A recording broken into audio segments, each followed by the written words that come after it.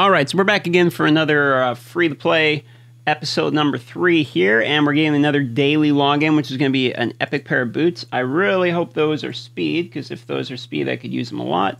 Then we're going to get some silver for logging in. Now, I did go ahead and work on... Ooh, we get our first Tier 1 reward.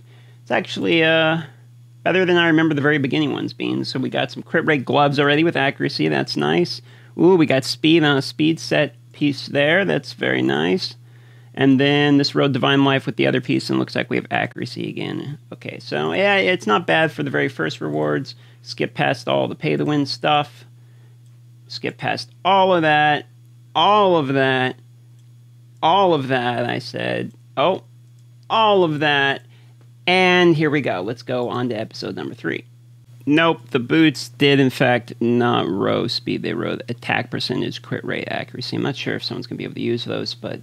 we will see. And I was going to tell you guys that I went ahead and beat the campaign normal, got the Void Shard, we streamed it, and we got this character. Now, he's not exactly the Cold Heart or Bellower we were all hoping for in the beginning, or the Seducer. But we'll show you his move. So he attacks an enemy. If it's critical, he places a decreased speed debuff, like one of the minor ones. Then he has this move called Inferno Scale, which is maybe okay. Places a counterattack buff and a 15% continuous heal buff on this champion for 2 turns. And it can go down to a 2-turn cooldown, so that's alright. Then the third move, when ascended, attacks all enemies, 35% chance of placing a sleep debuff. And this debuff cannot be removed. And then he does, in fact, have an aura for force allies. Now... I think maybe we might be able to use them for a little bit until we post something better, but our options are really limited. Currently, our best character is really Kel, and Preserver's been doing quite good. We got the Shaman from the login bonus, so we're started to level her at this point. We have Magister, you know, Kmart, Apothecary here. We got Skink, we have War Priest. Spear Host is probably going to be our next 4-star that we're working on. She is our currently our lead, or with the speed there, and then she also has the removing debuffs, and she blocks debuffs, so she's very useful as well. We got Outlaw Monk, which we've been using for Clam Boss. Then we got kind of this random rare here, and this guy here as well, and we got some kind of odds and ends floating around here. So that's what we got to work with so far.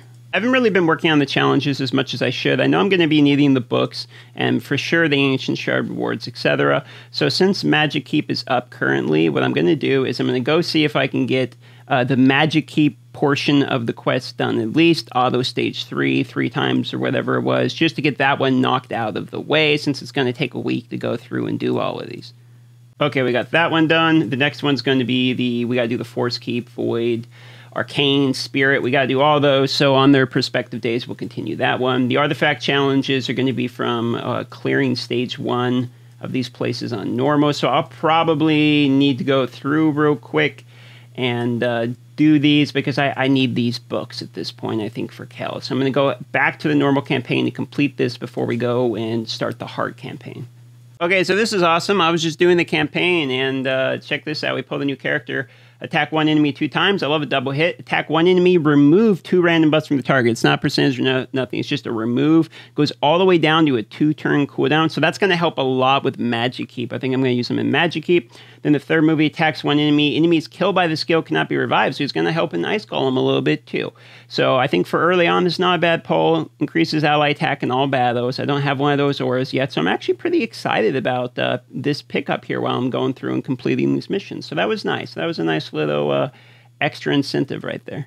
Well, we level it, and as is tradition, when you level, they send you a wildcard pack offer. This is what they normally send you when you haven't purchased anything yet. 500 energy, 350 gems for $5, 10 energy brews, and an XP thing. But the standard offer right now that everyone else is going to have to purchase is $5 for 500 energy with 150 gems and no energy pack. So you get a little bit extra for the first couple times you purchase, but then after that, it's all downhill from there. But we got some progression rewards, so that's free. I'll take that. Okay, so we finally clean these up here, get these done, and we have completed one of the challenges. We get ourselves a book. So moving right along, the next one is we're going to have to get 3 weapons from the sewers and whatnot. So... oh, all right, here we go again. And what I've been using my gems on is I've slowly been unlocking the market, because I know that the market itself is eventually going to have good stuff in it, and we're going to get ancient shards and whatnot in here, and so we are going to max out the market, and that's one of the best things you can do in the beginning, I think.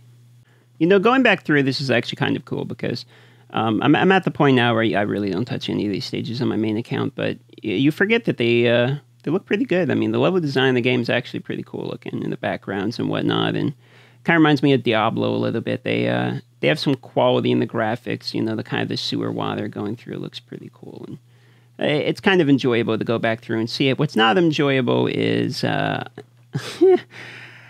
to do every single one of these normal stages a million times to get the drops. But we'll get it eventually. Okay, I got a couple of these done, and I looked and realized there's like a billion of them, so we're going to take a break from the artifacts, and we're going to go get ourselves one more mystery shard somewhere, and then we're going to do a 10-pull of mystery shard, so let's go get that going. Okay, one time no whammies. Let's pull an apothecary, would be great. See what we get. All right, a bunch of uncommons. And by a bunch, I mean one. Okay, so here's the idea. I'm doing the easy boss on my alt, but I'm logging on the main here.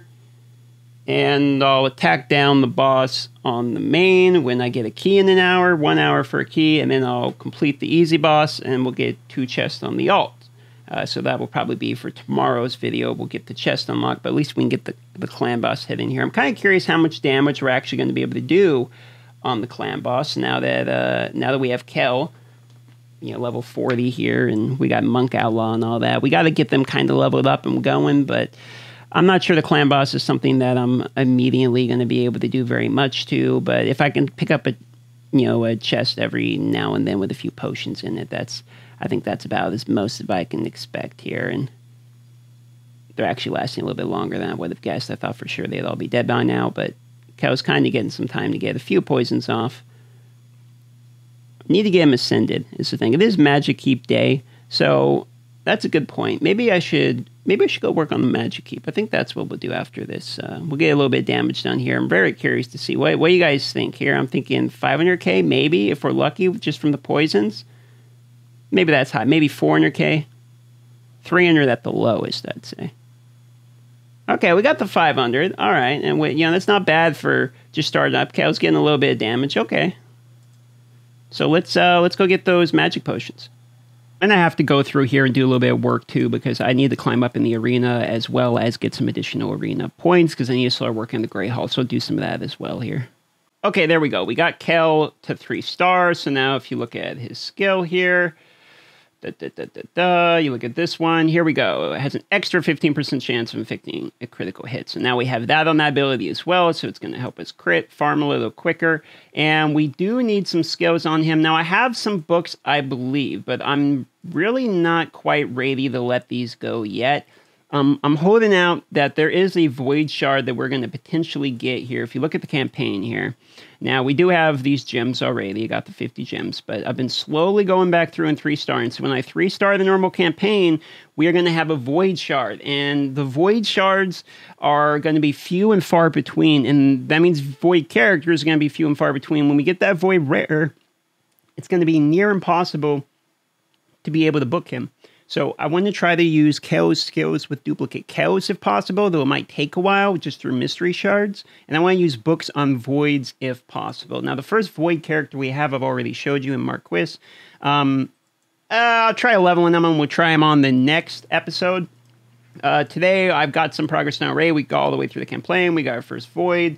We've got some dungeons done. I do need to go back and upgrade the gear a little bit, because if we actually look here on the champions, on the gear we got here, you would notice that a lot of it's like level 8. Some of it's, improperly geared for the wrong people. Some people don't even have full pieces. And this is like my best piece, my legendary boots, and I got to upgrade these, and et cetera, et cetera. So I'm going to have to go through here. I think this is going to be my next little project. I think that's what I'm going to do now.